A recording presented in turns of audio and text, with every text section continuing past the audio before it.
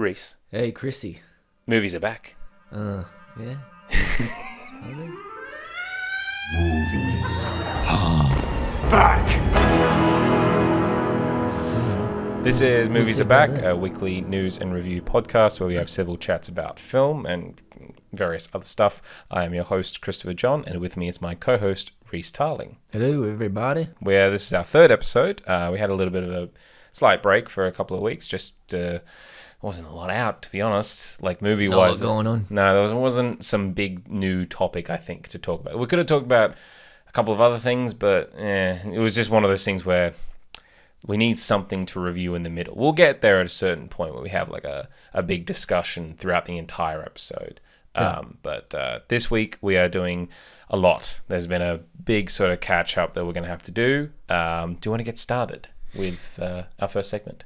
Yeah, what is our first segment? Our first segment is What's Going On? Oh, what's going on? What's going on? What's going on? So this is a bit older, but we got to talk about it. The Joker 2 Fallout is kind of at a certain point now. We pretty much reached the end of this is what it is, and everyone's starting to blame each other. Movie on a $200 million budget didn't even make $200 million worldwide, and it's pretty much on digital. It's on digital in 3 days. So it's pretty much going to be out of theaters totally. Do you think it's going to be like a $30 kind of, you have to pay $30 to watch it? I think that's what it means when it says digital. Yeah. It's like premium on demand sort of stuff. So not like Netflix, but it's if you want to rent or buy it, it's there essentially. I wonder like what its digital numbers will be like. Like maybe people who just couldn't be bothered seeing it in theaters might buy it. I would say that, but But I can't imagine people who've seen it once want to watch it again. absolutely not. So what the... I mean, I think it's definitely for the crowd that didn't see it in theaters. But the Yeah. other big thing is you could say digital numbers might end up making it, a certain number of money, amount of money. They're probably doing that because they think they can squeeze a little... Obviously, they can squeeze a bit more money than leaving it in theaters. Oh, yeah, they 'cause ran- It's kind of completely dead now. Yeah, they ran algorithms to say that, actually, if you take it out in 26 days, you could probably make better money than leaving it in theaters, which is not the way it works, but that's what they do. They listen to their algorithms more than the audience, essentially, at a certain point. You know what kind of freaks me out? Like, this movie is going to be manufactured into DVD and Blu-ray. Who's going to buy it? I don't know.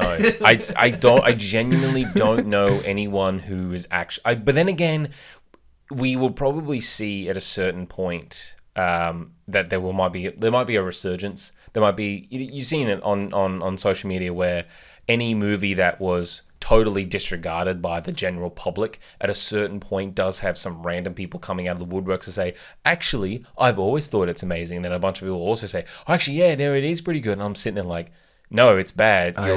You're wrong for thinking. It's not going to happen. with Recently, this I one. saw it happen with Van Helsing. There were some people saying, I actually thought this movie was good. I'm like, it's not. Please watch the entire... They're watching like a 20-second clip. That has the thing of, like, I guess, nostalgia now. That movie's pretty old now. Yeah. And also it's, it's got a camp factor to it, I suppose. Yeah, definitely. I mean, I watched it as a kid and I loved it. And then I watched it again as an adult and went, this is a shocking film. So, no, sometimes we can't just let bad things be bad. Also, it's not going to make a lot of money on-demand digital because piracy. People are going to steal it and watch it for free because that's what people do now. Yeah. Whether it's movie studios like it or not, that's just what happens and there's not much you can do about it. So, yeah. Would you like some better DC news? Sure. Get a bit of a roundup with a lot of DC stuff that ended up happening over the last 2 weeks. We have our Green Lanterns.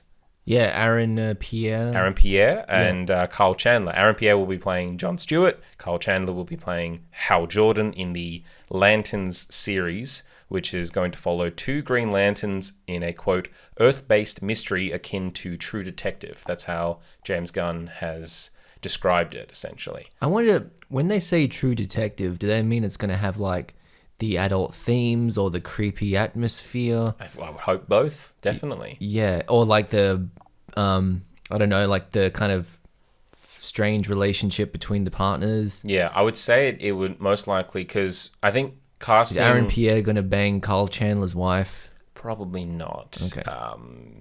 Might not do. You never know. No, we Is never it a know. HBO show? Yes, it is. Not a Max show? No, well, That's a different. Oh my god, there's two different things because HBO is the Penguin. That's an actual HBO show. But a Max show is like Creature Commandos. Yes. As an animated series. I would say, I think, as far as I know, I think it might be a HBO show, but I think it might be in that sort of, they'll put a little bit of money into it and still like get a good mystery out of it, so it won't be so. I don't know. It's interesting. We'll see what happens. I don't think there's been any word on its rating or its content or anything like that. It's got a great bunch of writers involved. You got the dude who was the Ozark showrunner, Chris Mundy. I've heard that show is amazing. Haven't watched it. My mum and dad love it. Tom King. He's a famous Batman comic book writer. Yes, and he also did the Vision. The solo Vision book, which is called The Vision about his family. Yeah, no, I've heard that's good too. I think he also did. Was it Mr. Miracle? Not Miracle Man. Miracle Man's different. He did a run on Mr. Miracle, something like that. That was apparently amazing. No, he's got credentials. And he did Supergirl, the Woman of Tomorrow. Yes, that they're now turning into which a movie. is going to be a movie. So yeah, that's what I like is when they get the comics people involved in these projects, because at a certain point, who knows them better than people who have actually written them on the page? But also Damon Lindelof is also involved with this show as a writer and producer and stuff, which Lindelof is interesting. Lost was a very bit of a mind hit and trip. Miss, but when he hits, it's really good. I liked his Watchmen. Watchmen's amazing. But I really like the premise of like just getting the Green Lanterns, but really putting them down to earth and invoking True Detective. That's interesting. Yeah, that is interesting. You don't think it's going to make it a bit too cheap for like a Green Lantern show? I think that factors into it. I mean, they want to keep the costs down because it's a TV show. Yeah. But this feels like a specific take. Color me intrigued. Yes. There was a little bit of controversy, though, with Aaron Pierre. The colorism, because he's not as dark as Jon Stewart. But in the cartoon, Jon Stewart's light-skinned, That's what I thought, yeah. I looked up a picture. I was like, I'm pretty sure they're just going from DC animated version. James Gunn has talked about that he wants his DC universe to kind of match some elements of the animated universe and how they were able to develop those characters and build those stories. Yeah, I've got no real opinion on it. No, I think because people were using the example that I can't remember who was the writer who created Jon Stewart, but back in the day, he specifically did that, designed Jon Stewart to be that sort of color because he looked at a bunch of darker or brown-skinned people in comics, and they weren't brown. They weren't on that sort of level. They were very sort of like beige or sort of like a tan color. I think when Jon Stewart was introduced in the comics, it would have been like the 70s. Yeah, it was 72. He was like an out and proud black man. Oh yeah. Well, that's the same. I thought about this. It's the same sort of era that like Luke Cage came out with his they afro. looked similar. Yeah, like their faces looked with similar. a big afro, because it's all blaxploitation, like that sort of resurgence, a boom of that sort of genre. You had major movies coming out starring black stars, and there were popular, beloved films at that time. You also had like was it her name? Who was in Jackie Brown?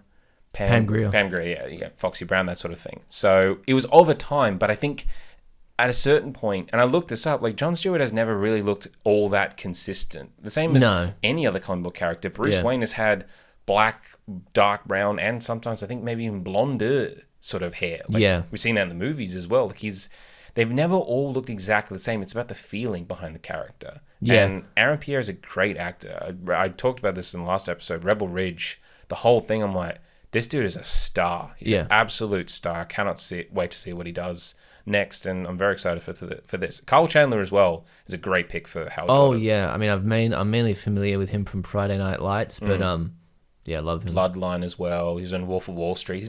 He's good in Wolf of Wall Street. Look up his IMDb. He's been in. He was going to be Cable almost. Really? But Ryan Reynolds vetoed that. Oh, that's right. Josh Brolin. And then you have a bit of an influx where Josh Brolin was apparently going to be Hal Jordan for Lanterns. Like he was offered it and turned it down. So I guess it's like where's the overlap between the two of them? They're not that similar, are they? It's like Leo and Christian Bale. At a certain point, they used to just go for the same roles. I think Leo was supposed to be They're American like the same Psycho. age, aren't they? Yeah, kind of. Well, at this point, I know that Leo was maybe going to be American Psycho, but then Christian Bale got it because he heard that Leo was going to go for it. And he wanted to get it.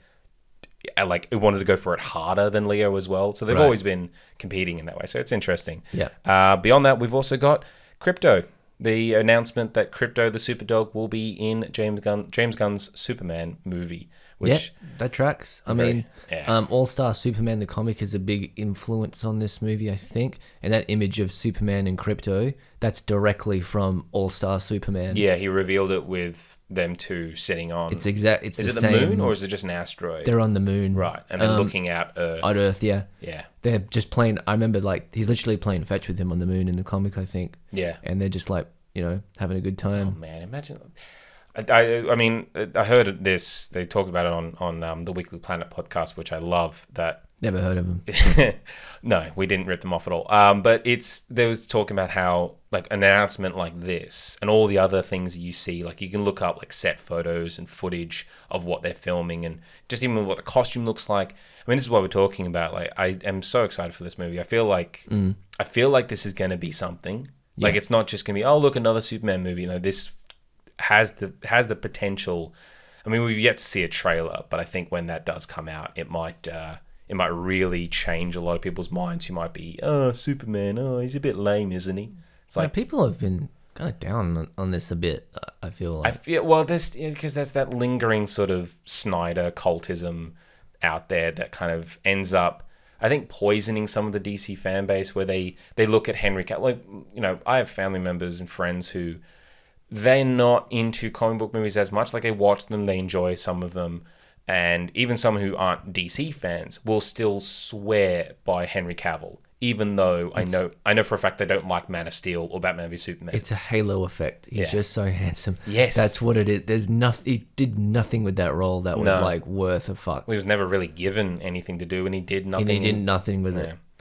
The best he did, I think, was actually in the original cut of Justice League, where he rocked up in a sort of brighter suit. I mean, I don't like that movie, but I like what he looked like. I like the feeling that I got. Was like, oh, look, he's doing actual Superman stuff. He's not being dour and dark and, murdering people. He's actually trying to be a big symbol of justice. That's what Superman is. He's a bit corny. You have to lean into that. You can't just say, no, we don't want to do that. That's boring. It's like, no, that's what Superman is. I'm sorry.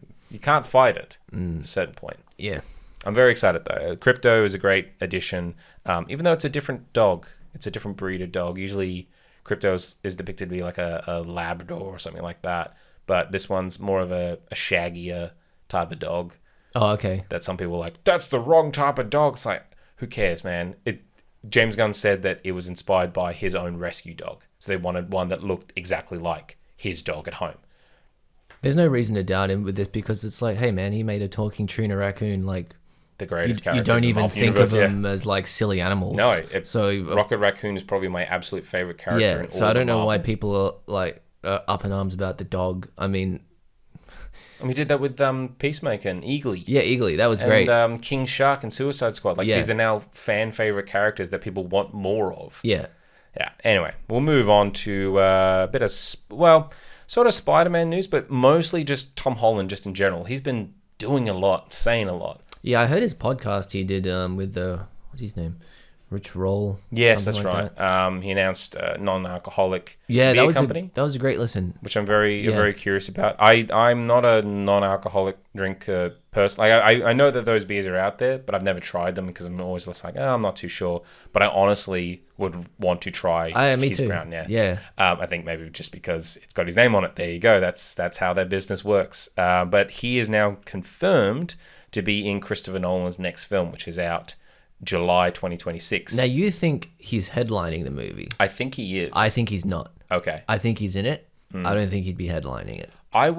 Because apparently Matt Damon's going to be in it too. Matt Damon's going to be in it, which it's not really a surprise because he said that he was going to take an acting break, and the only reason why he would ever come back during his break is if Christopher Nolan called. Christopher Nolan called the day after he started his break. Oh, really? And said to his wife, like, it's Nolan. Yeah. I can't not take this call. And he was right to do so because it was Oppenheimer and he was great in it. Yeah. There are typical with Christopher Nolan. There's no details about this movie confirmed.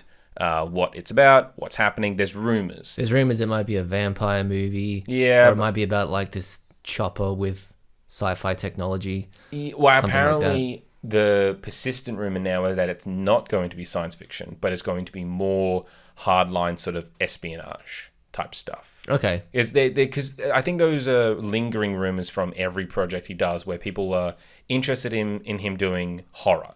I think he could do horror because he's done not horror akin to, but definitely sort of very dark thrillers, even like The Prestige or Insomnia. Yeah. Kind of at a certain point have a bit of a Psychological thrillers. Yeah, horror movie type feel. So if it's espionage, I can see Tom Holland being in that kind of role. I would like him to go back to a movie like Insomnia, actually. That was really good. Absolutely. I hope that he can do that, because and I was thinking about this, is that Tenet was this massive sort of blowout, like $200 million of Warner Brothers money. Look at what I can do. I can make this head trip, mind warp type of Bond movie involving backwards and forwards time that very few people really understand. I feel like he's been doing variations of Bond forever. Like even Oppenheimer was a bit like that. A little bit. Even some aspects of I don't know, like he's always been fascinated by it. He'll never do a Bond movie at this point. I think he could have done a Bond movie. No. The Broccolis won't let him do what he wants. If he didn't do Batman, he would have done Bond. If Warner Brothers didn't approach him to do Batman Begins, then he probably would have been hired to do Casino Royale. Because that's sort of the same sort of time, I think. Yeah, that is the same time. Or if, say, Batman Begins didn't do very well, or like Warner Brothers had no faith in it and said, oh, it did okay, but we'll move on from here. He probably could have done, I don't know, God, he could have done Quantum of Solace and would have ended up stopped filmmaking forever because that movie's a disaster. But yeah, I feel like at this point, it's gone. He's not going to go back to that. And I think he accepts that. And I honestly prefer to the idea that he could just do his own thing. I like Bond. Here's my take on it. That's how we got Indiana Jones, is that George Lucas and Spielberg couldn't get Bond, so they just made a sort of weird version of Bond, but mixed it with a bunch of other things that they liked. Yeah. And we got a great franchise out of it. So we'll see what happens with this. But related to that, Tom Holland was talking about Spider-Man. Yeah. And I know you mentioned, we talked about this, how he had some comments about No Way Home. Yeah, he was pretty candid in that he said, like, because they filmed it during COVID, obviously, and he's like, everything was filmed in a studio, like every scene. And even that scene when he's going to walk to see MJ at the end, to the cafe, that he's actually not walking on a street. Like, they actually filmed New York as a separate unit, and he's sort of a digital effect in that scene. Was it that scene? I thought it was the one where he goes to go see Doctor Strange. Oh, it's that one, yes. Yeah, because I've seen the behind the scenes, and it's just like it looks like a foam building, and then blue screen all around it. Yeah. And it's saying like, oh, we've mapped out New York, so here's a post box, here's a woman, here's a dog or whatever. You have to walk around them, and he's like, okay, that's a bit odd. And a couple of the biggest action set pieces, it's like the Statue of Liberty at nighttime, like no one's around. Yeah. Oh, I mean, we talked about this. And then the condo. Yeah, he has a fight with Green Goblin. Well, they're smashing each other through like floors and floors. Yeah. And there's no one like getting killed Apparently, or running. Happy Hogan just lives in that apartment just building by himself. Yeah. It is odd. When you watch it knowing that it was filmed during COVID, you can kind of see a bit of this. No, definitely. And he wasn't saying it disparagingly. I think he was just talking about... It was just the reality of how they had to make it. Yeah. And it's a tough reality. People talk about, when you watch it on Blu-ray, there's like certain awkward bits, like when Andrew Garfield and Toby show up, there's like a pause for like laughter or applause or something. Yeah. That's kind of true, but I think that feeling just permeates the whole movie. I like the movie. I do too, yeah. But it just permeates the movie a little. It feels a little empty. That's what always had drawn me back from it, was that I always really liked it, but there was always that feeling I had where it had something... You could obviously see, like, for example, when all the other villains disappear, like Sandman and Lizard, they're not there. Thomas Hayden Church and Rhys Ifans just did their voice roles. Not there. The only footage they used was like B-roll stock footage from Spider-Man 3 and it's Spider-Man. So obvious when you do notice that, and when you know that. And there's really one scene with a crowd, and that's when he shows up to school. Yeah, exactly. After his identity, and that probably was a nightmare to do with all the COVID tests. I'm sure it was. But I think there's the other problem is that people say, well, they did the best that they could, but my problem is, did we really have to make that movie mid-COVID? Yeah. At a certain point, you don't need to. I guess I think about the other sort of COVID shot movies that were pushing through the pandemic to get them done, like Mission Impossible Dead Reckoning Part 1. That was shot a lot during 2020 and it got pushed back and stopped filming like 4 or 5 times. But I don't feel that in that movie that it feels like a COVID movie. I think Jurassic World Dominion feels like a COVID movie. And I think No Way Home feels like a COVID movie, but not Mission Impossible. It's going to be interesting, like rewatching No Way Home, even like 10 years from now or something. Yeah. And you'll see that era of movies where like, yeah, the actors aren't really sharing a scene, and you can kind of tell, like, you know, when Toby and Andrew and Tom are talking to each other. Yeah. It's like, yeah, the acting is good and the dialogue's on point and it's fun. But you rewatch it and you're like, they're not sharing the same physical space. Yeah, there's only like a couple of scenes where they actually are in the same interacting, room. But then they're in the same room, and again, it's better when they are in the same room, obviously. And I think there is still enough of those moments, and we talked about this as well, that I think I can really, you know, use those examples of like the last Jurassic World or whatever, you know, shot around the same sort of time, pushing through COVID or whatever.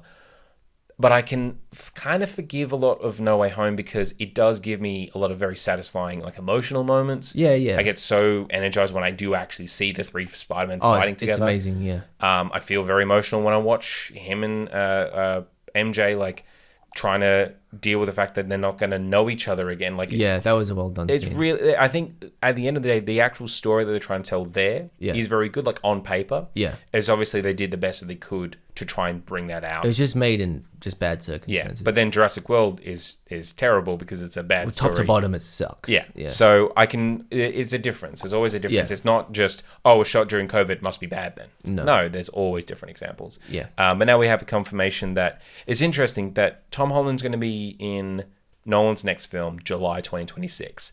But now Spider-Man 4, or whatever it ends up being called, is confirmed to be that summer gives more 2026. reason that he can't be the starring role in the Nolan movie. Well, that's what I'm thinking, is that what's the shooting schedule there? And he's got to do Avengers Secret Wars. Oh, God.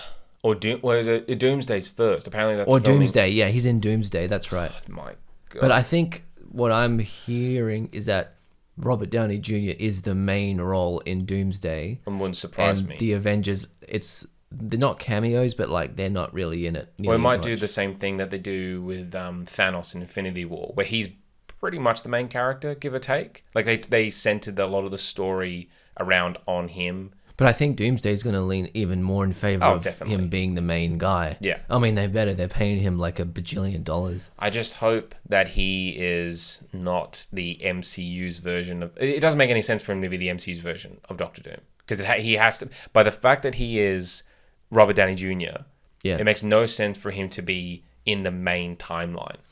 It just... I feel like that's what they're going to do. I feel like they're going to pluck him... He's going to be Tony Stark from the Fantastic Four universe, moved over to this new universe, and he ends up finding out all about this other Tony Stark, and he basically, like, you can see some of the parallels that he'll make an Iron Man mask into a Doom mask. Yeah, and he's a genius inventor. His Iron Legion will become Doom bots. Doom bots, yeah. I think this was also this is honestly some of the conversations they had way back in the day, that Robert Downey Jr. was looked at for Doctor Doom back in like 2006 or something like that. Interesting. Kevin Smith even predicted this, that Tony Stark could die and they might bring back that actor to be a different version of Doctor Doom, which I think has happened in the comics or something. So there's a lot of weird stuff that's going around with this. Over or under that he'll have the European accent? Absolutely not. I think he'll just... He's Robert Downey Jr. He's getting paid $50 million to be himself. He's not being paid. But his name is like Victor... Like Von Doom, like yeah. Well, that's what I'm saying. I think he's not. What? I don't think he's Victor Von Doom. I think he's Tony Stark, named Tony Stark from a different universe, becomes Doctor Doom. I don't think they're doing that. I don't know. We'll see what happens. There's a lot of. I don't even think it's positive. I don't think they're gonna do it. They're not gonna get him in just so he can do a Tony Stark variation. Well, that would be a giant waste. Dude, I'm just scared. Okay, I'm scared that this is... I'm intrigued by it because it seems such like a stupid idea. I know. But also, he's a genuinely great actor. Oh, absolutely. And I want to see him like... He's an Oscar winner now. Yeah, it's just fun to see him do a real like reverse role of Iron Man. Yeah.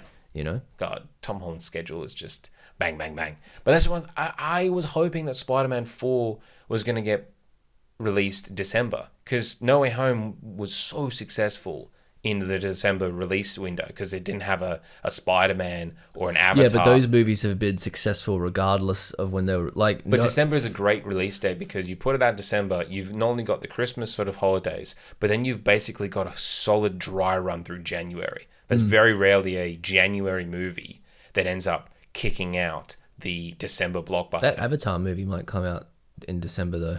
Well, yeah, there's actually the December release window. We could probably wrap this all into that. Is that we thought it was going to be June Messiah. It most likely will be because that is now Denis Villeneuve said that he is probably going to make that his next movie. He thought he was going to make another movie in between, but he's like, I really thought he wouldn't be making June Messiah for a long time. That's what I thought as well. But he's like, you need a time jump in that movie or for the story or whatever. I think it's like 10 years later. Yeah, because he has kids. Paul Atreides has kids with Zendaya, and I think. Well, but I think he's going to do that quite differently from the book. Oh, absolutely. Because the book, as far as I know from the story, it's not a full feature length. No, it's maybe a little too weird. And the other books, and it's much more like an epilogue. Yes, definitely. So they got that, and then we also, this was never confirmed, but it was heavily rumored that the next Star Wars movie will be out by that release window. But now we know that it's probably not going to make that release window because the Rey.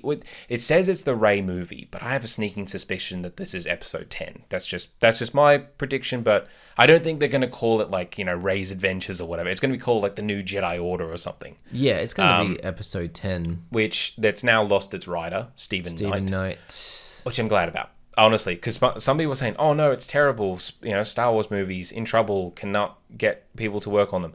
I was never on board with Stephen Knight as the writer, because Stephen Knight, if you don't know about him, he Peaky Blinders, right? Yeah, he did Peaky Blinders, but he also wrote a lot of very bad movies. So why did they even hire him? I guess because Peaky Blinders, he's got that sort of, I don't know. They hire a bunch of different writers for seemingly no reason. Does he come up with the story, or do they have a committee that are like, we want this to be the story, and he fills in the blanks? I think it might be that, because it feels like sometimes that can be what's weird with the Lucasfilm is that they'll say, just come up with your own ideas, and they say, here's my idea. They go, I don't really... Because they don't know what they want. No, because Damon Lindelof talked about this, where he came in, he was going to be writing this movie that we're talking about. Yeah. But his idea was old Rey. It was it was going to be Helen Mirren type. Yeah. Yeah. Which, that sounds great. That sounds amazing. Yeah. But they were like, well, we really don't want to do that. We want to do something different. It's like, okay, but you asked me to come up with my own ideas.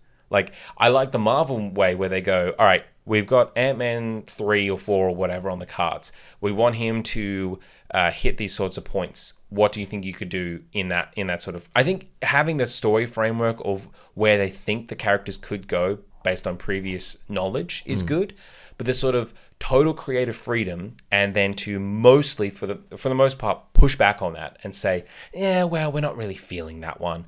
How does that continue the legacy? It's now, you get to this point where it's just going to be Mandalorian stuff forever. Mandalorian, Ahsoka, Boba Fett.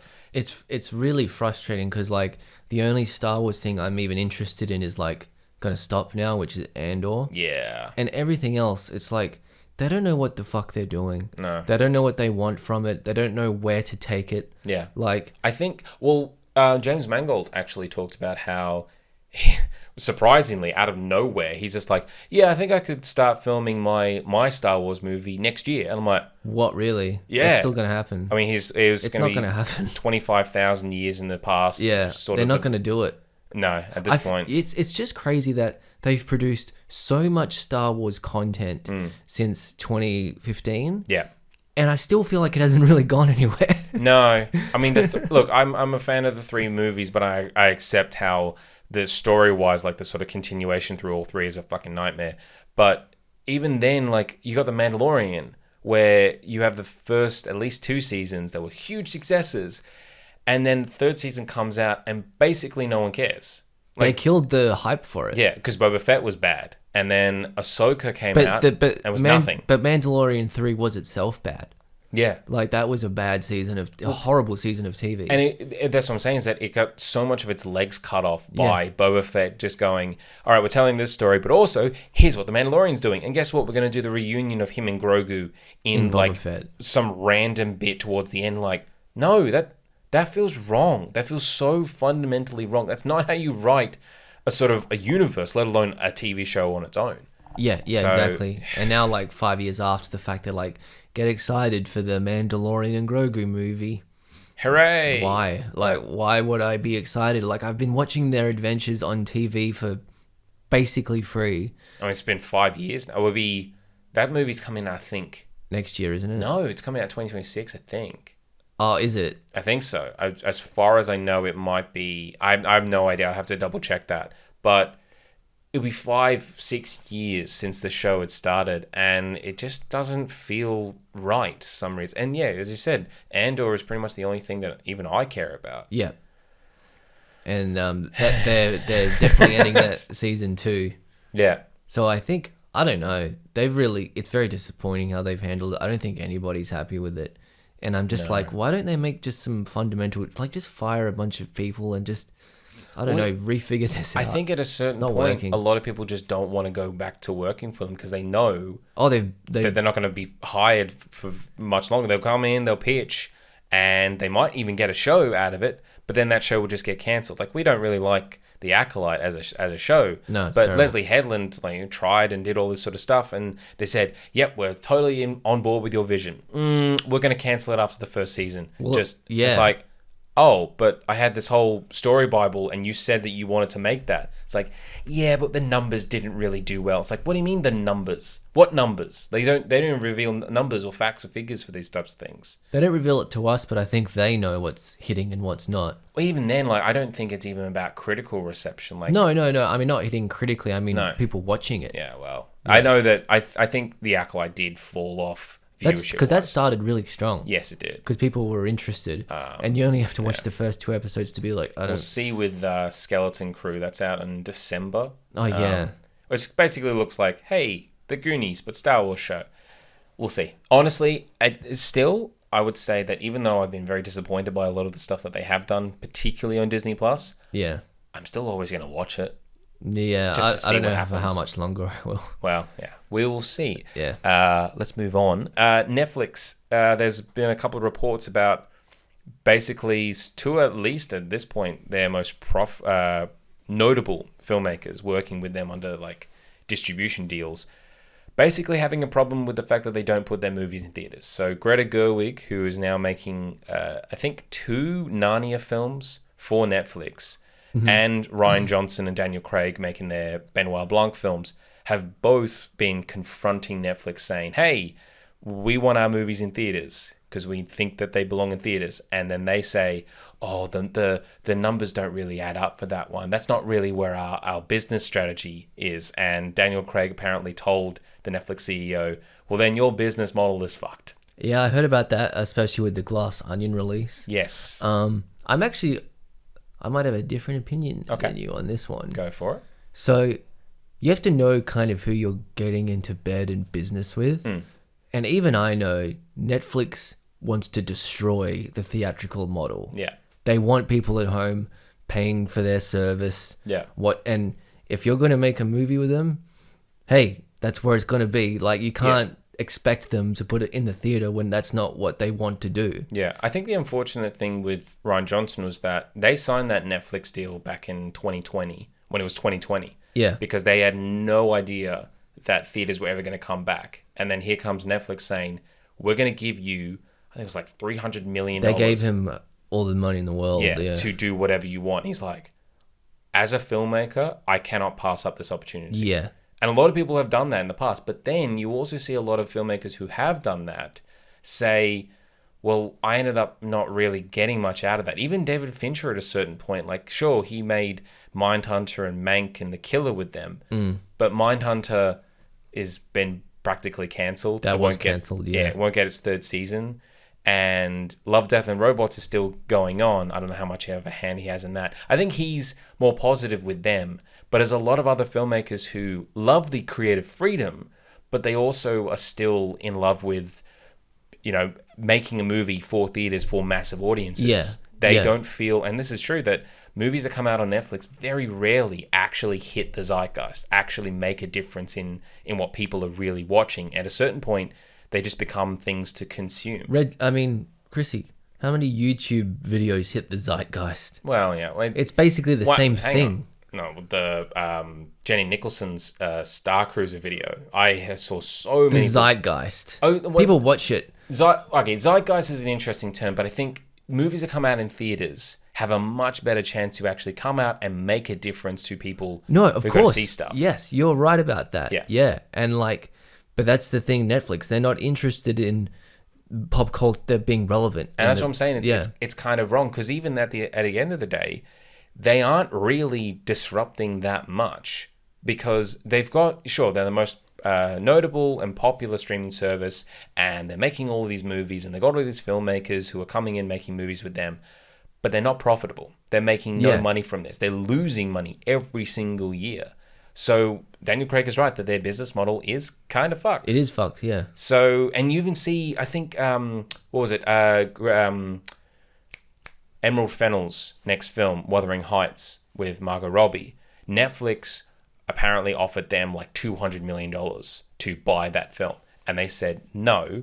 They went with Warner Brothers for a smaller amount just to guarantee theatrical distribution, because they have a pretty good sense that you put Margot Robbie and Jacob Elordi in this new movie, people are probably going to go pay to see it. Yeah. Most likely. So, and you're seeing that now. People are now realizing what Netflix actually does, not listening so much to the we'll pay you all the money in the world thing. It's like, yeah, I could take all the money in the world, or I could actually make a movie and have it be released to people and make a difference to them. Crazy Rich Asians was the same thing. Netflix pulled out all stops to buy that movie, and the producers said no.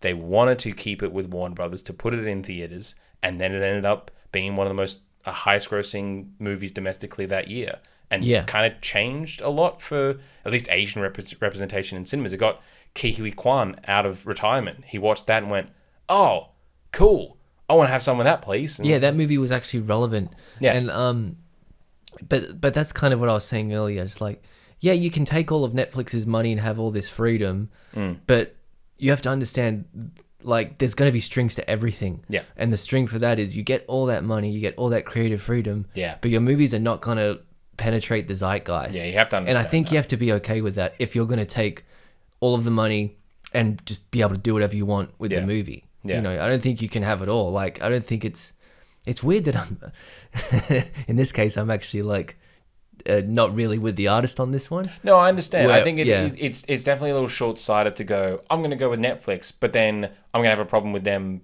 not You putting can't just take the money and then put demands on them, which is not in their interest. Well, that's what I'm saying. They don't care about the cinema experience. No. They're actually against it. With Rian Johnson, I think he's stuck because he signed this deal thinking theaters weren't going to come back, because there was a pretty good chance that they weren't.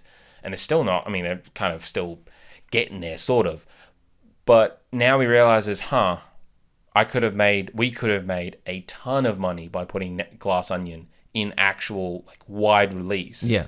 Which they did for a week. They did, yeah. And it's like, that's, you know, for a fact that movie could make a certain amount of money. At that point, that's where I think even Netflix might have a problematic sort of model, is that there are some movies that they could release in theaters, wide release, that would make them money, like be profitable.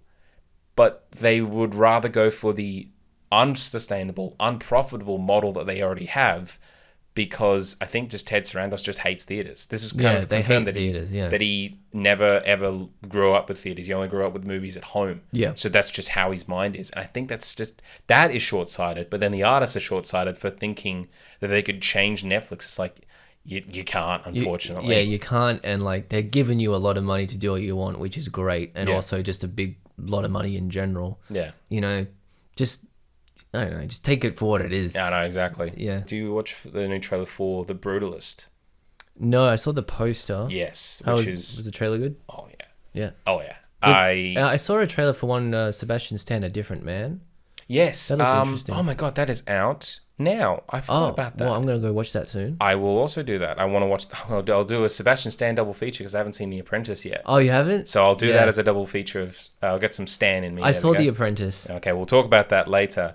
But yeah, The Brutalist looks incredible. That's most likely going to be a Best Picture contender come Oscars season. Well, for news, quickfire stuff.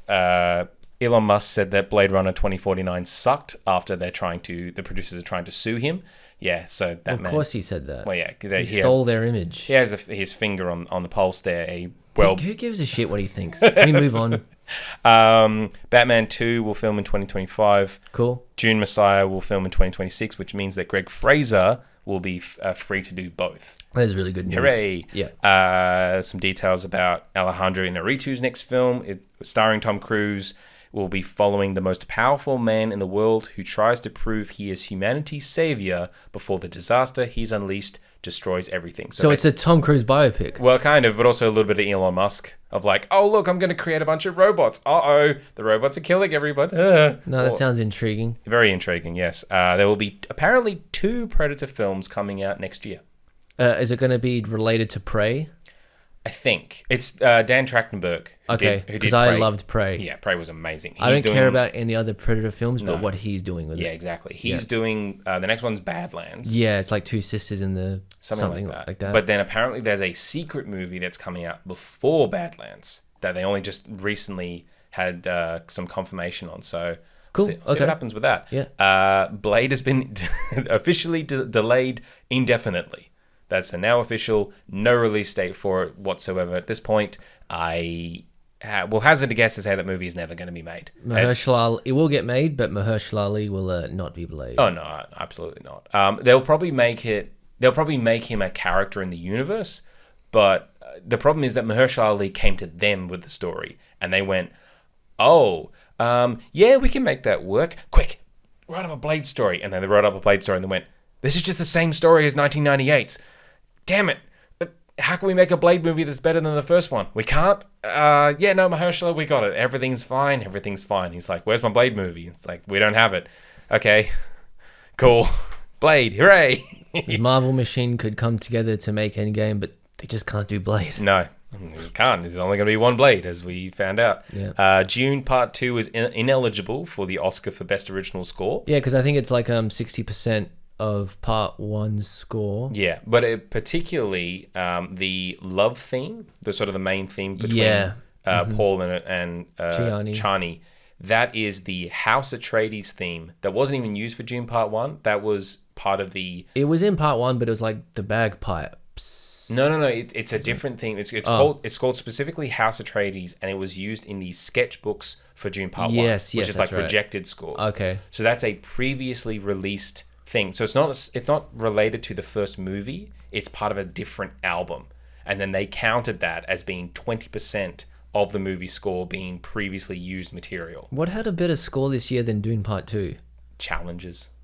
Yeah, no, it wasn't better. It was good though. Challenges is most likely now going to be the main contender. I think a lot of people are predicting that. Yeah. Look, honestly, Hans Zimmer doesn't give a shit. Well, that was his dream project to do a Dune. Yeah, movie. And he won an Oscar, but he wasn't even there to receive it. Yeah, because as he said, why would I want to go to an Oscars where they didn't broadcast? It doesn't matter. I think that score speaks for itself. Exactly, how good it is. He doesn't care. He specifically said, "I don't make music to win awards. Yeah, I make music to move people." It's like, brilliant, awesome. That's why you're the best. John Turturro didn't return for The Penguin because he, quote, felt the show had too much violence against women. Yeah, that didn't really make sense to me because, like, the most horrific acts of violence against women were actually in the Batman. That's what I thought. And there's one where it's actually hard to watch when he's got the pull cue and he's choking Zoe Kravitz out with it. He's trying to scratch his eyes out. And that scene goes on and it's like he's fucking busting her goddamn windpipe with it. Yeah. And then the other one is when he's like killing that, I mean, it's off screen, but it's still horrific when he's killing that Arnica or whatever. Yeah.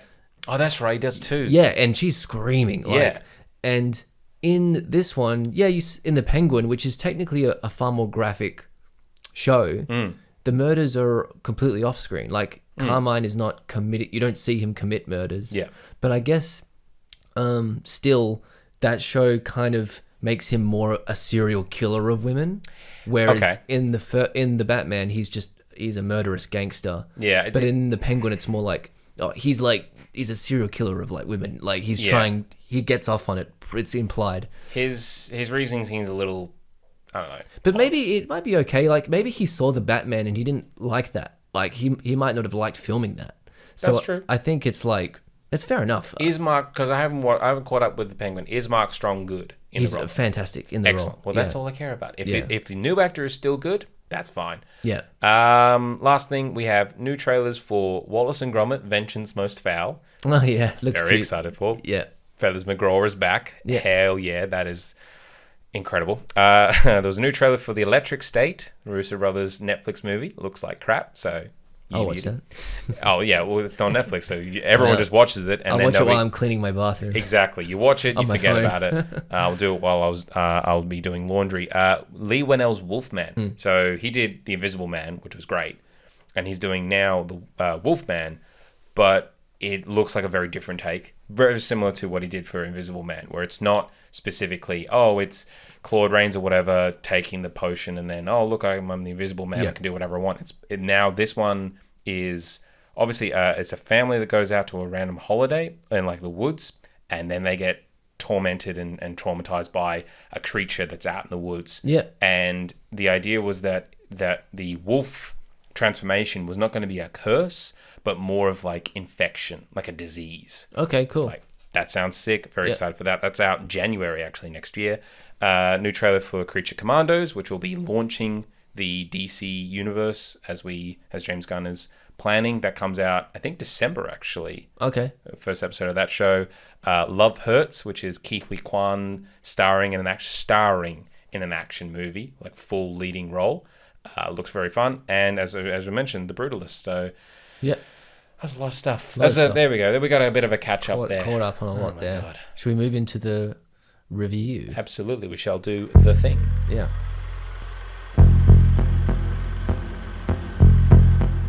The thing for this week is Venom. Venom, the last insult. Venom. Gonna rub some dirt in your eye. Venom. Is that what he says? Nah, it's from Spider-Man 3, remember? Oh, that's right. When he has the Venom suit on. Dirt in your eye. Yeah. That's right.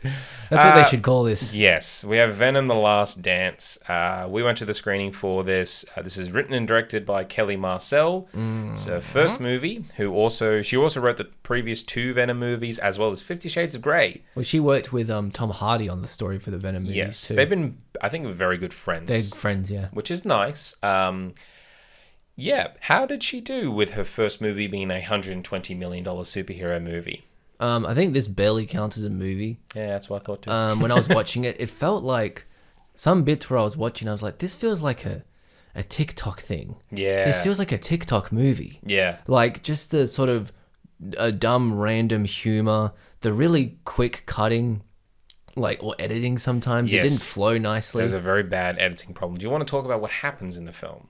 Yeah. Plot-wise. What the fuck happens? Like Venom is now the key to unlocking his creator's prison. We're introduced to all this in the first prologue scene. Yeah, Null, which was only just recently revealed in like a couple of trailers, I think 3 weeks before the movie was out. Like, we had no details on him being in this movie, and then suddenly like, oh, Null's in it, and everyone's like, oh, cool. Yeah, he's in it, but not really. No, he's at the very, very start of the movie. Yeah, and the very, very end. Pretty much at the end, and he's sending these like symbiote creatures to retrieve that key from Eddie Brock. Yeah, Venom. It's a big MacGuffin of just like, it's a thing to get the thing. It's like, oh, hey, he can teleport them through a portal, but why can't he go through that portal? I don't know. Yeah, these random beasties can be suddenly transported. Why can't he? He's just sitting in that chair. He doesn't look imprisoned to me. Yeah, it's confusing. It's movie logic of just like, why? Because things need to happen. Yeah, moving on. Pretty much, and I guess it's framed as sort of a road trip movie. Like he's on the run from the military. Well, he's on the run from the military for something I don't even remember him doing. I guess because in the second Venom they thought he killed someone, and then they find out they thought he killed Stephen Graham's character. Yeah, and then they find out from him that the Null's coming, and they're like, oh, we have to kill Brock before he comes. I guess. And then there's also a new facility that has apparently captured all of the symbiotes. This movie is so out of ideas that it's literally just Area 51. Yeah, I mean, just it's so fucking Area predictable. 51 has all the Venom symbiotes. And we which- get yeah. a not insignificant amount of time devoted to June Temple, who is a scientist at this facility. Yeah. Her ridiculous backstory with her brother, So which I still couldn't make sense of. She got struck by lightning once, and that somehow made her. Well, she lost the feeling in her left arm, which is not clearly established. Really, is that what that was? Okay. Well, yeah, that's what I'm saying. Is that it shows in this horrible flashback of like, oh, when the thunder's coming, you better go run or whatever, and they're trying to run away from the thunder on a beach at night, and somehow like they're running away from it like it's an asteroid that's falling on Earth. Yes, exactly. But it's just a random. It's a storm. Like storm. A mundane. It's a mundane thing. I've gone to the beach when it's stormy and you see like lightning or whatever. It's awesome, and Yeah. you go, "Wow, that's cool." And then you hear it kind of getting It's closer. You're filmed like it's maybe we should go like home. an Go an back home. emotional kaiju attack. Yeah, exactly. You know what I mean? So she gets struck by lightning, Yeah. and that apparently makes her lose all feeling in her left arm. Something that's not established until she randomly puts on a coat and she doesn't put her arm through the sleeve. But it's not even a close-up shot. I just noticed it kind of as she's talking or whatever, she's expositing. This whole half of this movie is just expositing dialogue. More than half. And it's just a weird sort of thing. And that doesn't come back into play except for the very, very end where she needs to do some big action thing to save the day. So it just feels, as I said to you this before, like it feels like they went backwards. They said, all right, we want something big to happen that's not necessarily Venom related, but it is symbiote related. So how do we get there? Well, we should have a character who needs to use a symbiote. Why does she need to use a symbiote? Because she's got a physical disability. Why does she have that? Because she got struck by lightning, I guess. Maybe this is from the comics. I don't know.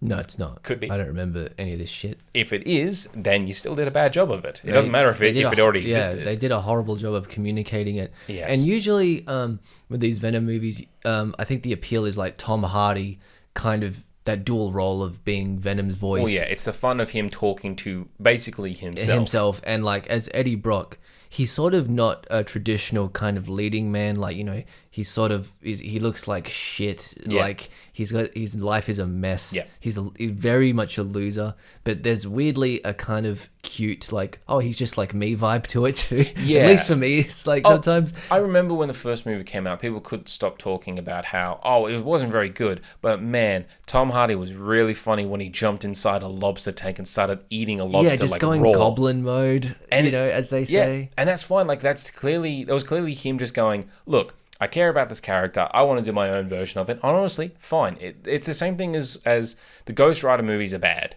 But man, I love watching Nicolas Cage as Ghost Rider. He's very, very funny. So yes, so like the appeal is like just watching Tom Hardy kind of just do his thing. Yeah. Even if you can acknowledge, these are like junk B sci-fi action movies. Yeah, it's completely. Sony trying desperately to make their universe or whatever. Yeah, like you can tell they're not even trying, but Tom Hardy's trying. But in this one, it feels like he's just kind of grumbling through it. Like he's not really. He feels kind of lost. He's like lost. Yeah, it feels like the whole movie was filmed and then rewritten in the edit. I think it might have been because I think this was one of those SAG sort of paused movies due to the writer's strike. But we were talking about COVID movies. This feels like it was shot during COVID. This feels like it was shot mostly with him. He's in multiple locations. He's in the most deserted by Las himself. Vegas strip as well. He goes to Vegas. Yeah, there's nobody there. He goes to Mexico, sorry. He's in Mexico at the start of the movie. No one's there. No one's there except some like stereotypical gangsters. Yeah. Who he like doing the whole sort of Chicano thing. I'm like, pendejo. this feels like it's a little race. I don't know.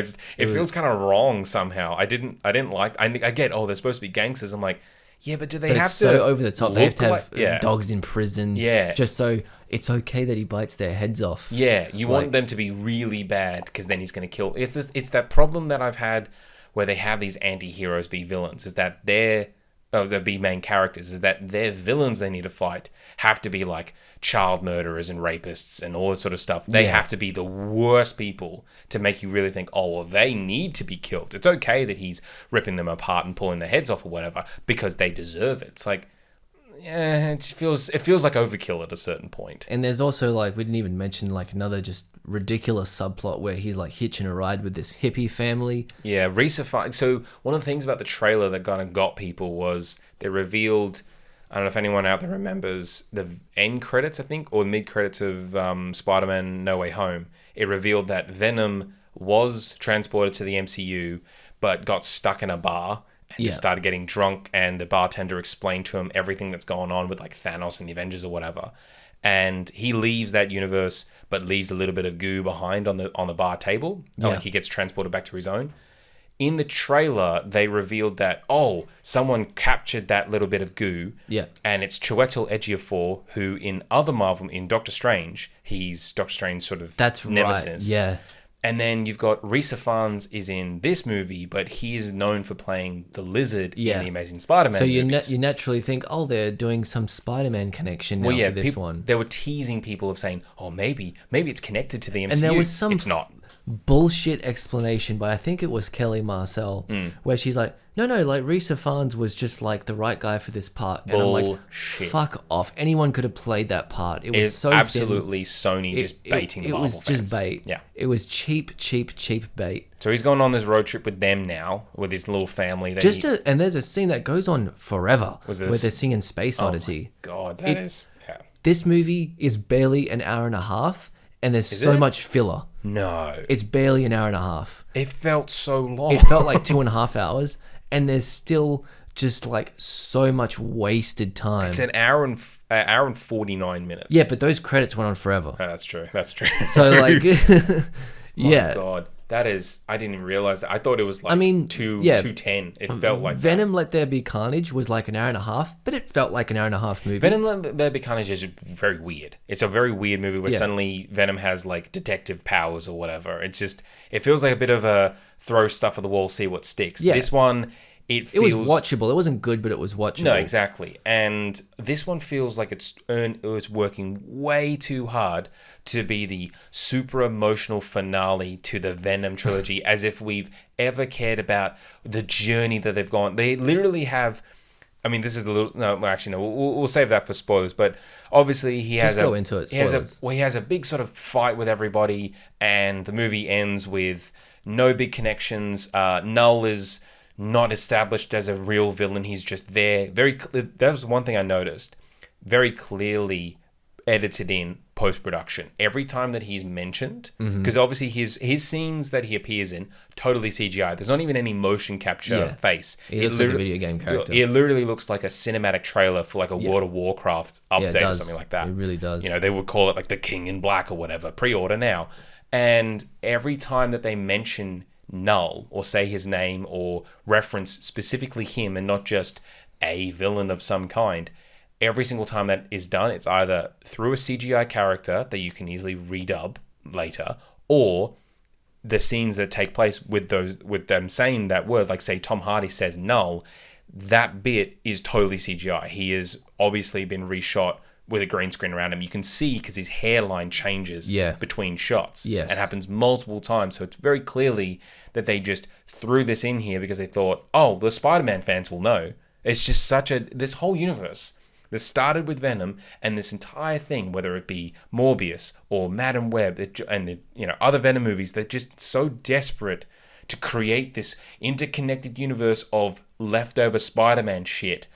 But the only reason why they're doing it is because Avi Arad, who's like involved with these movies, is trying to spite Kevin Feige. There's no intention behind it to actually really tell an interesting story. It honestly is just spite. Let's make Venom specifically so that way the MCU can't do Venom in their universe and they have to do something else. Haha, we've got you. That's the whole time. That's all I can think about. Watching this movie, watching the other Venom movies, watching Madam Web and Morbius.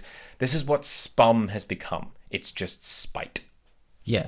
So that's terrible, and it's the worst. I don't care what people are saying. It's the worst one of all three of them. Oh, absolutely it is. Like, I don't understand people who are like saying, no, it's actually probably, if you like the first, like, hey, the first two to me, like, I'll say this, they're not good, but I don't mind watching them. And sometimes they're kind of fun. They're watchable trash. This one is just fucking infuriating to watch. This feels like like the life is being sucked out of you. It's a made by committee sort of studio movie, noted to hell, reshot, re-edited. The editing is horrible. We mentioned it just before, but the scene-to-scene editing, just in a normal dialogue scene, not a single conversation is longer than like no single shot is longer than 2 seconds. Every conversation is either jam-packed with exposition or totally reshot to add in more dialogue of null or whatever the fuck. And there's weird emphasis on things. Like, there's a scene when he's being pursued by the military, like, in the water. Yeah. Like, he's in a creek, and, like, Eddie Brock is struggling with this person, and, like, he shoots them and kills them. Yes. And it's emphasized, the camera emphasizes, oh, it's a woman. Oh, it's a black woman. Oh, he killed a young black woman. This is what the filmmaking is telling you. Like, it wants you to see that information. It's not just a nameless grunt. And that makes Chiwetel Ejiofor angry for, like, 5 seconds, and then they realize, no, actually, that's not important anymore because there's a big space beast. It didn't amount to anything. Yeah. Like, they put all this weight on this moment. Like, it's like, oh, Eddie Brock murdered this person.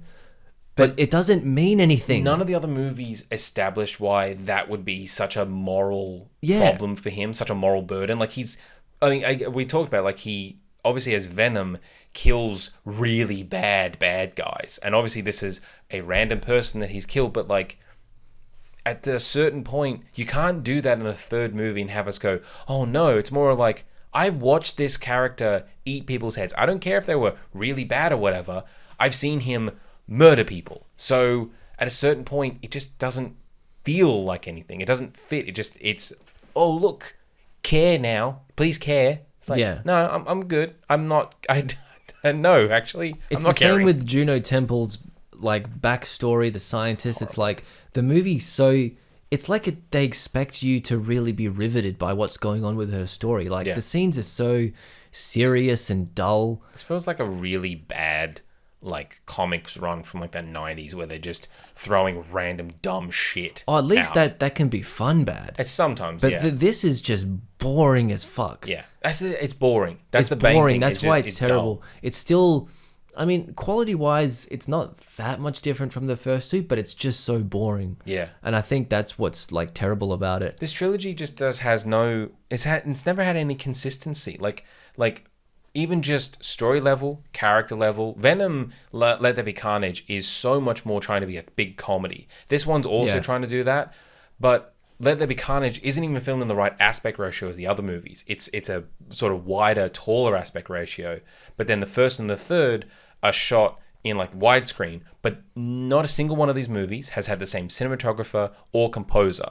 And no frame of any one of the movies has ever stood out as being like a well-designed, well-shot frame. Not a single piece of music has ever stood out as being iconic music. That's true. You know, people criticize the Tom Holland Spider-Man movies for story stuff, but I gotta be honest, Michael Giacchino's score for those movies, top-notch. Absolutely. I love his themes that he's able to use in all three films. He's done the work to do that. Venom has nothing. He has no impact as a hero, as a superhero, where you expect to hear a musical sting or a real sort of, oh my god, this is his moment. He has his big moment, but it just feels like nothing. It feels so constructed and preordained as, yep, this is what we're going to do. Here's the important thing. Pay attention. That's going to be super important. And look, it's important. Haha, see? We got you. Do you want to give a rating, though?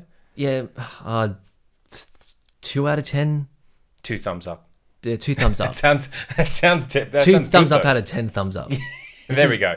To not say that it's 2 thumbs up good, it's 2 thumbs up out of a lot of other thumbs up. Yeah, I'd say probably 3 thumbs up, honestly. I would probably give it maybe another point just because there was like a couple of jokes. There's like a couple of jokes I was like, yeah, there's a couple of funny jokes. That's why I'm giving it a 2. I like the little dancing scene he had with Mrs. Chen. Yeah. I like watching Venom as a big character doing silly stuff. That's why people have gone to see these movies, because he's a very silly, incredibly obtuse character. I think, yeah, the funny thing is that he's like an objectively horrifying looking thing. Yeah. But he's sort of cute and funny. Yeah, exactly. I understand that's an appealing dichotomy. Yeah. And it's so weird that you'd figure the makers would know that by now after 2 movies. And in this one, it's just like, that's really not a big part of it at all. No, it's one, as I was saying, it's one scene, and then the rest of it is just him chatting away. It doesn't even feel like the Venom and Eddie relationship goes anywhere. You feel like there wasn't enough Venom. There wasn't actually. It's mostly Tom Hardy. As far as I can think, it's mostly There's just a contrivance where they try not to transform into Venom because they'll be located, right? They're a beacon. Oh, that's right. Yes. So like they go out of their way to not really have that much Venom, which is trying to save money, I guess. I suppose. Anyway, we'll do spoilers from here on out. No, Tom Holland's not in this movie. They have made no attempt to connect it to the other movies, even though the last movie did try and do that by having Tom Holland at the very end in like the post credits or whatever. But this one, we were expecting, is he going to rock up? Nope. The Venom dies. The trilogy's over. Tom Hardy's not coming back, and they didn't connect it to any Spider-Man stuff. So the best they did is put Eddie Brock in New York at the end. That's the closest. But in his universe, and I kept thinking, I was expecting Andrew Garfield to show up actually, because there was all these rumors that the Venom universe is in the Amazing Spider-Man universe. I'm like, don't do that.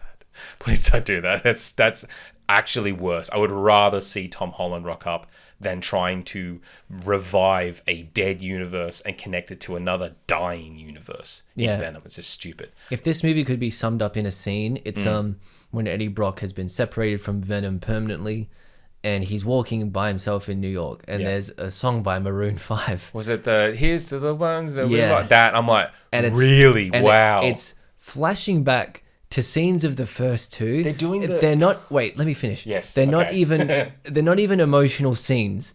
They're like actual scenes when they're just like very typical.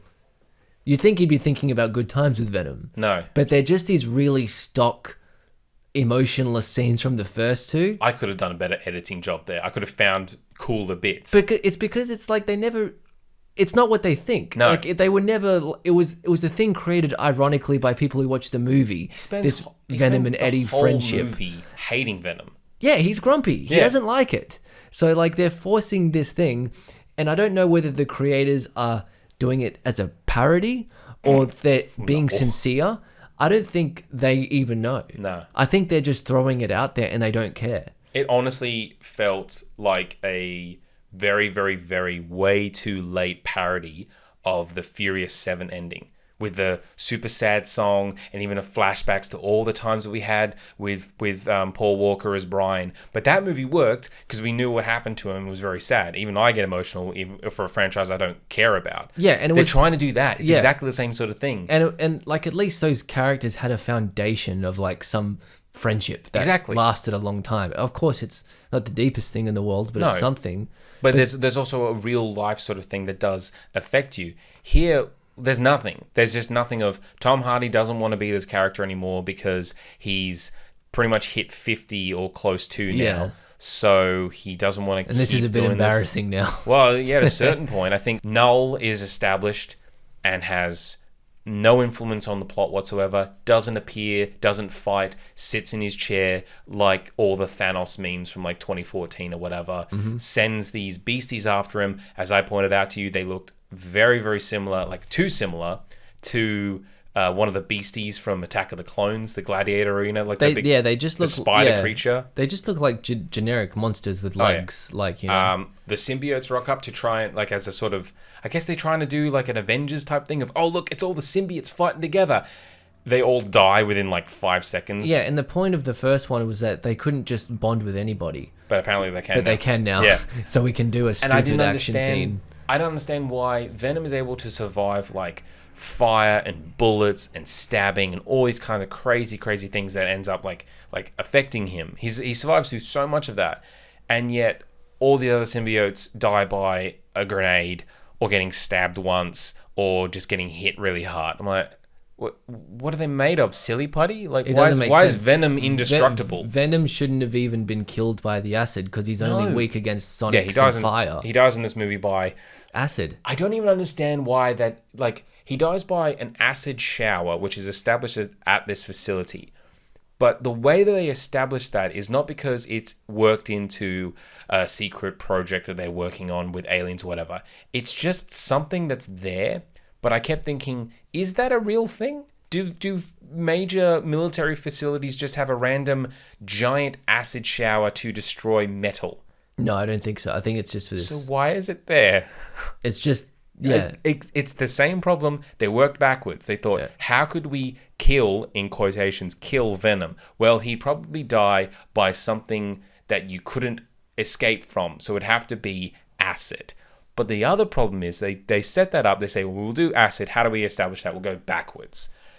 But then they don't even keep it on the acid. They also have to have an enormous, like, nuclear-sized explosion somehow to then tell the audience, oh, don't worry, you're not going to see Venom totally disintegrate. He's going to die, quotes, in a giant explosion, which in movie language says they could actually secretly live through that. Any movie character, if you want them to, can survive an explosion. Yeah. Because apparently Tom Hardy does with just a door sitting on top of him. Somehow he's able to survive that explosion sitting right next to it with just a random door on top of him. People criticize Ad Astra, the end of that movie with Brad Pitt flying through Uranus's rings, like barricading himself with a door in space. And even then it was a little, okay, I don't really believe that.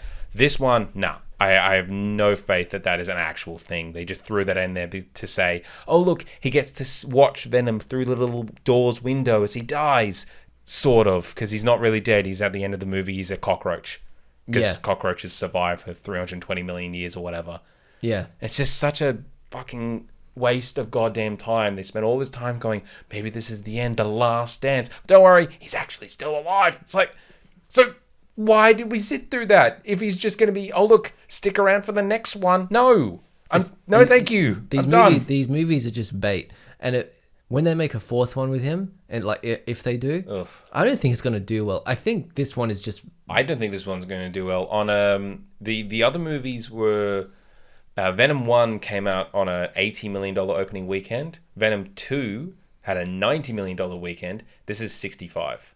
Yeah. This is much, much less. And even then, Let There Be Carnage made $300 million less than... That was during first COVID Venom. Times, though. I guess, 2021 was a weird year. A lot of stuff made money. But even then, I don't know, man, like after Joker and after even Madam Web as well, like these movies that they think, oh, look, it's a superhero movie, it's a comic book movie, it's got to make money.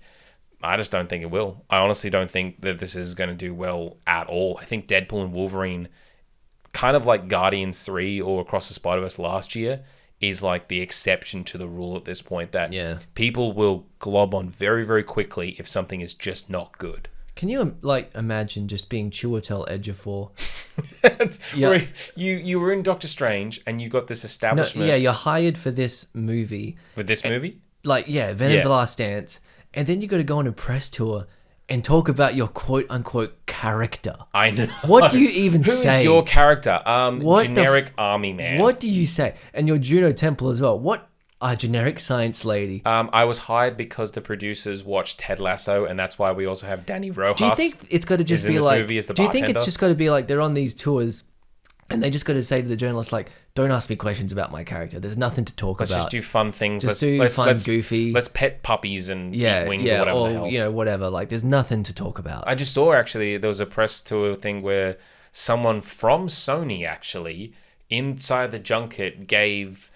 Tom Hardy, because he's a Brazilian jiu-jitsu competitor. Yeah. He's done some, I don't want to say fights, but some tournaments or whatever. Like, he's competed on that level. Big fan of it. And they gave him a specially made gi that has Venom the Last Dance written all over it. And I looked at that and just went... Venom the Last Dance on his gi. Specifically that. It couldn't just say Venom. Couldn't be a design. Couldn't be like a cool like Venom's face. Yeah, that would be cool. On like over his heart or something. Yeah. No, it just is Venom the Last Dance all around it. I'm like, he's gonna throw that in the trash. That looks like those really shitty sort of movie tie-in things. Like, you see like hats and jumpers or whatever. I once saw a dude walking around the shops in like where we live that had like a Megan shirt for the horror movie. Yeah. Just giant poster on his t-shirt. I'm like, you won that in a competition. There's no way in hell you bought that with your own money. Yeah.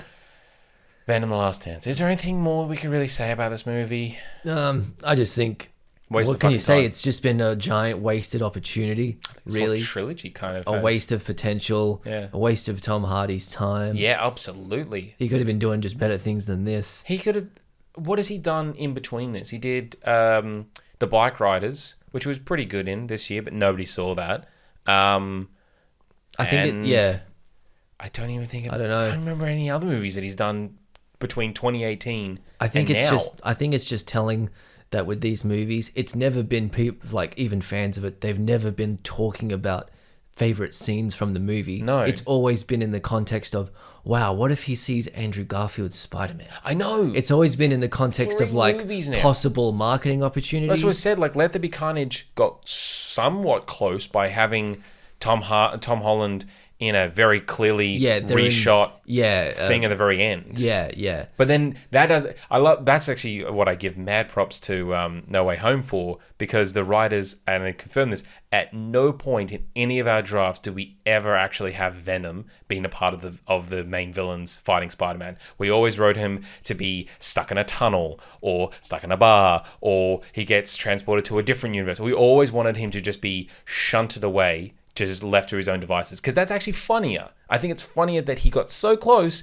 and he still failed, because that's this type of character they've created, this big dunce. No, but that's what I'm saying. It's like, I don't see a kind of fun interpretation of this. It's a fun character, Venom. Like, I don't see anything but Sony's spiteful attempt to one-up Marvel. You don't see anything else but that. It's entire that's why I mean universe. such a waste.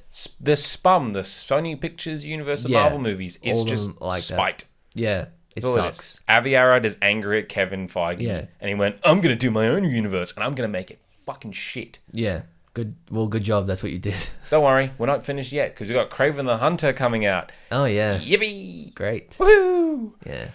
I think that's all we can really say about Venom. Don't watch it. Don't watch it. No recommendation from us whatsoever. God, we've done 3 episodes of this podcast, and we've just done consistently bad movies. Yeah, that's true. Megalopolis and Joker, then this. What have we got next? What is the next thing? We got Gladiator 2 coming up soon. Yeah, apparently I've heard that's good.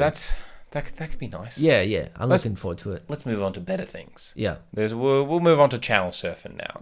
Let's go surfing now. Everybody's learning how. Come on a safari with me. Yeah. What have you been watching, Rhys? Last night I went to the Como House Revival Cinema. Everybody in Perth, you should check it out. Revival House, yes. Yeah, Google it. Incredible.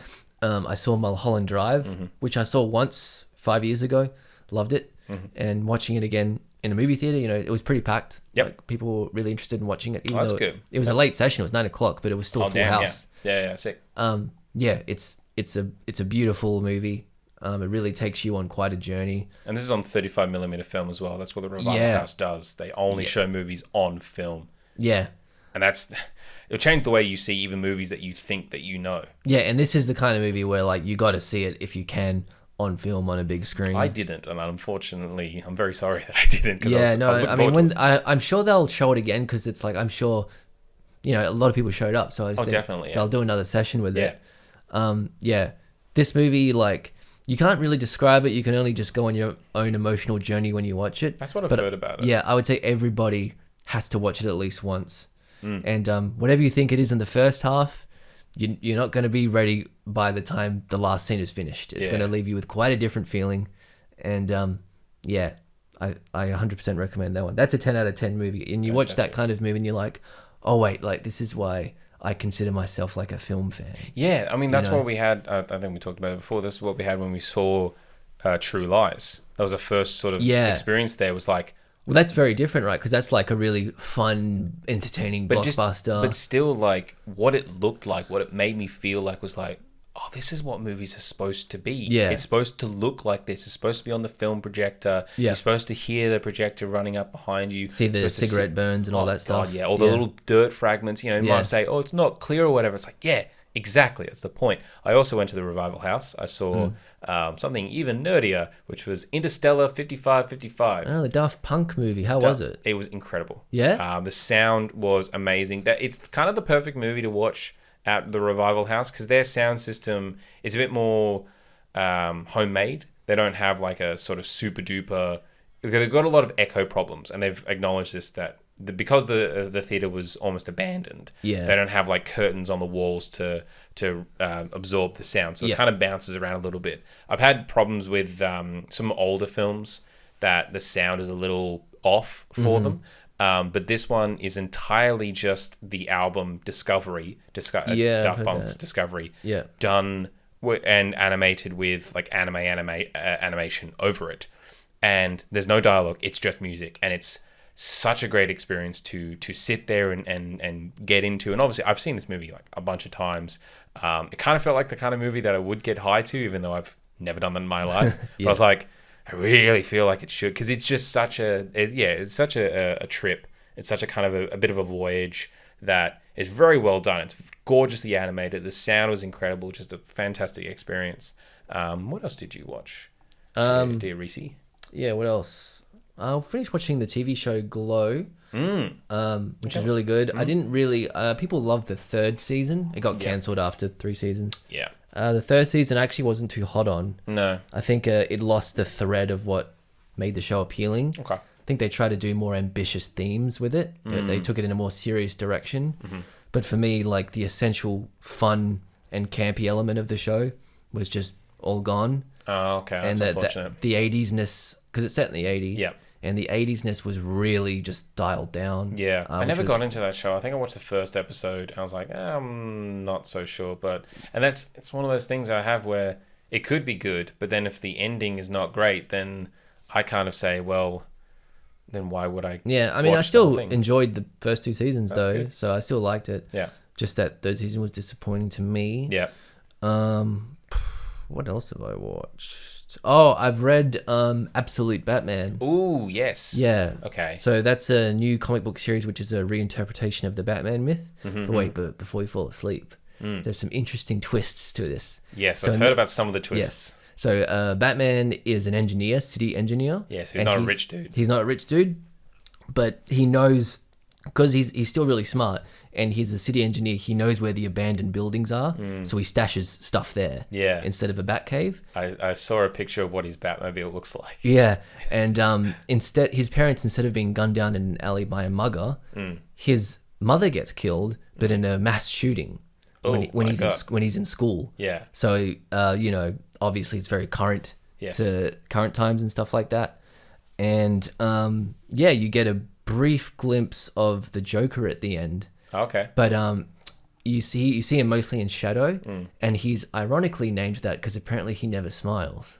Oh my god, that sounds great. Yeah. Oh, and wow. You just see him in the shadow at the end with these like snake eyes. Yeah. And these pointy features. That sounds sick. And it's scary looking. I've heard about. I've seen a lot of it was like preview images of what Absolute Batman looks like, and he's humongous. He's huge. He's like 7 feet tall. He's like a beast. Yeah, he's built like The Rock, but like on steroids or whatever. He's much bigger than the Dark Knight Returns Batman. Yes, and that's always been like the kind of high point, is like that's the biggest, and now Absolute Batman is like, he's big. Yeah, and the fighting is a bit more vicious. Like he has batarangs, but the way he kind of takes people out is like he stabs them with the batarangs. Oh my god! But he's like deliberately, he doesn't kill still. No, yeah. He's just going near the arteries or whatever, like, or just. I got close enough. Yeah. I think I might die by blood loss. You're gonna be fine. Yeah, I think. Goodbye. Yeah, he's just gouging them out with batarangs. Don't worry, I stabbed them in the leg. You cut the main artery that's gonna kill them. No. Yeah. I just stabbed them in the leg. I didn't kill them. But the story is told through Alfred's point of view, and in this one, Alfred is an SAS guy who's sent to Gotham. Dude, I need to read this. Yeah, it's great. It's really accessible. It's really modern. You don't need any prior knowledge of like, you know what Batman is, but here's not what you think Batman is. Like, yeah, exactly. Yeah. So it's basically putting Batman in the real underdog position. Yeah. I've heard about what Martian Manhunter is going to be, where instead of an alien, he is a normal guy, like a normal detective that gets an alien parasite attached to his mind, and it chooses the word Martian to describe what it is, because it has no other... In this guy's brain, he has no other idea what an alien is, so he just thinks Martian. This is going to be absolute Martian. Yeah, and it's like he's got like a one eye or something like that. I'm like, I love Martian Manhunter. He's my favorite comic book character. So hearing that, I'm like, I need to read this. I absolutely need to buy this. I need to read that. I need to read Absolute Batman. I need whatever Martian Manhunter is going to be, if its own series, I don't know, but like, I love it. I love the whole idea of this. Yeah, and I think they're going to do an Absolute Superman as well. I assume this is going to be a very successful line. What, Absolute Wonder Woman looks like. Looks pretty cool. It's like the tattoos on her arm and stuff like that. Really cool. Real sort of tribal tattoos, which some of this sort of stuff, if it's successful, could definitely be folded into what the movies do. Because we see that all the time, that if there's a comic book run that's successful enough, it ends up affecting... Batman Earth 1, which was a similar modernization of Batman in 2012. Yeah. Story elements of that were folded into the Batman. Yeah. Like Martha Arkham. Yeah, that a lot of the Marvel Ultimates run into the MCU. The Avengers and Spider-Man and that sort of stuff. Yeah, Obviously, and I think it's important just to, you got to refresh these old stories and find new ways to explore. You don't want to be so tied to, he started like this, so we have to do that. It's like, no, we can maybe sometimes do our own version or look at where they've taken it in a different direction and found new ways. Yeah, modernizing things. Yeah. I watched 3 very, very good Australian films in one day. I did a nice little Australian triple feature. This is what happens when you don't have a job. So I watched Like My Brother, which is a documentary about 4 Tiwi Island girls who try and go to the women's AFL.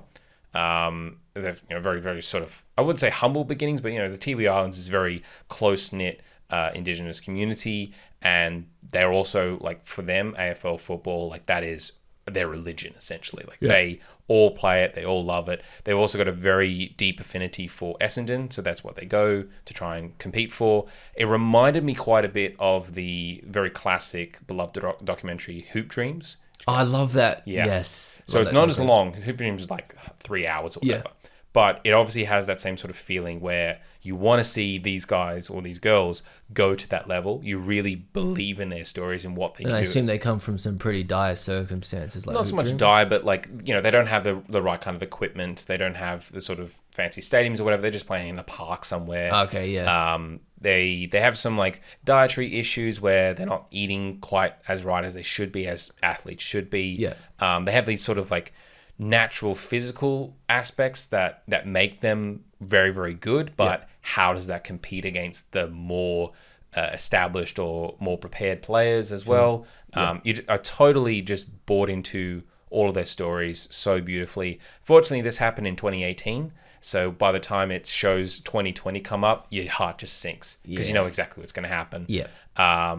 Fantastic documentary, highly recommend. It's probably going to leave cinemas soon. Hopefully it'll be on I'm hoping SBS On Demand or ABC iView kind of picks it up because they're very good for a lot of Australian documentaries in that way. Also watched a WA shot, because we live in Western Australia, Western Australian produced and shot film called He Ain't Heavy. Terrific. Incredible drama about a sister who tries to make her brother go cold turkey off...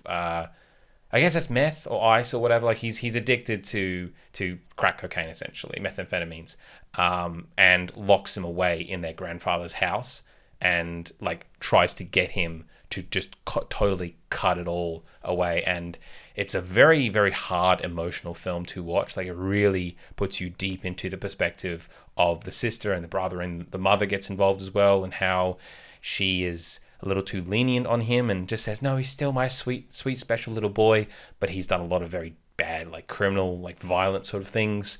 So that works into a lot of the morality aspects, and you do really feel as exhausted as the sister does, where almost her entire adult life has been spent worrying about and trying to care for her brother. Yeah. And the fact that it was shot in Gosnells, and I think a little bit in Fremantle as well.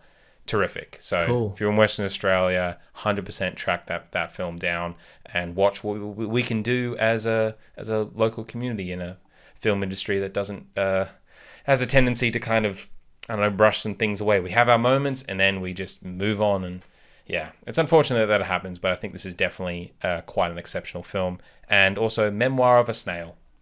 Oh my God, was that as sad as the trailer looked? Yes, absolutely. I was crying quite a bit. I almost don't want to watch it because it'll make me sad. Well, it's not. That's the thing. Mary and Max, because this is the same filmmaker, Adam Elliott, who's Australian. Yeah, it's the same style as well. Yes, it's the clay motion, but he does clay motion animation, but very ugly. Like all the characters are really kind of ugly to look at. He does a lot of like weird nudity stuff. Like he'll just have people just be naked with like boobs and penis just hanging out. But it's not a, oh God, it's more of a, you kind of laugh at how weird and gross their bodies are. Yeah. He loves that sort of stuff. So that's all through Memoir of a Snail. It's about two twins who are separated when they're like 7 years old on opposite ends of Australia. And will they ever find each other again? And So it's a similar theme to Mary and Max with the distance. Separation, Yeah. those sort of close connections. You know, they write letters to each other, try and keep in contact. They go through a lot of very hard circumstances in life that are also, they're both realistic and they're also crazy, weird sort of, stuff that he likes to do in his films. It's unfortunate it took like 15 years for him to make this between Mary Max and now, but totally worth the wait. It's not as sad as Mary Max. It's actually, by the end, it's way more uplifting. Like I walked out of there with a smile on my face. Okay, cool. Because Mary Max's ending is just, it just crushes your soul. I mean, it's so bittersweet. It's bittersweet. It's still sweet, but yeah, it really does. So I wouldn't say it's as, Mary Max is amazing. I think that is an absolute, like that is an Australian classic at this point. Definitely. Anyone who's seen it knows that. So it's not on that level because that's a lofty level to get to, but it is absolutely brilliant. So that's 3 Australian movies you definitely should check out if you can. Beyond that, not a lot of things that I watched. I did watch Superman, the Christopher Reeve documentary. Yeah, I saw that too. Yes, that was also very, very good. I really liked the interlude of just a bit of creativity when they're talking about like his physical sickness and some of his like sort of faults as well. Yes. They would do a shot of like a Superman statue and there's like cracks of kryptonite bursting through the statue. That. It was like a statue floating in space. Yeah, I thought that was a really nice touch. That's so beautiful. It sort of put it apart from a standard documentary, you know. What I loved is that it did get to, I mean, you talk about his faults, that he was held up as being, a hero because he was Superman. People saw him as being this infallible, indestructible man of steel. But obviously a tragedy happens to him. And even beyond that, as a person, he had a lot of problems. He had a lot of faults with, he had parental issues. He had relationship issues. He had emotional issues. He was sometimes a distant father. It's like, it actually gets into that sort of meat. And I love that. I love when documentaries aren't so one-sided. They actually acknowledge that, they give a full picture. I mean, as close as possible, they give a full picture of the man, Unfortunately, he can't be here to sort of defend himself, but I think it's good to have his 3 children kind of telling that story because they're there, like they see it firsthand. Yeah. I felt such sympathy for Will, his second son from his last marriage. Because the mother died shortly. His mother died shortly after he died. I didn't know that. Neither did I. And that is horrible. That crushed me totally. Yeah. And the bit that'll make anyone cry is like when he's like, I have great friends still and family, but since that day I've been alone. Since his when he mother said died. that, and he's like 30 in his 30s now. I'm like, and he was 13. Oof. Yeah. Yeah. 13 when he lost.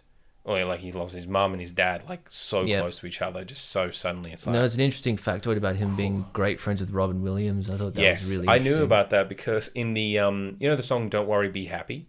Yeah. They're in that music video. No shit. Robin Williams and Christopher Reeve because they were roommates at Juilliard.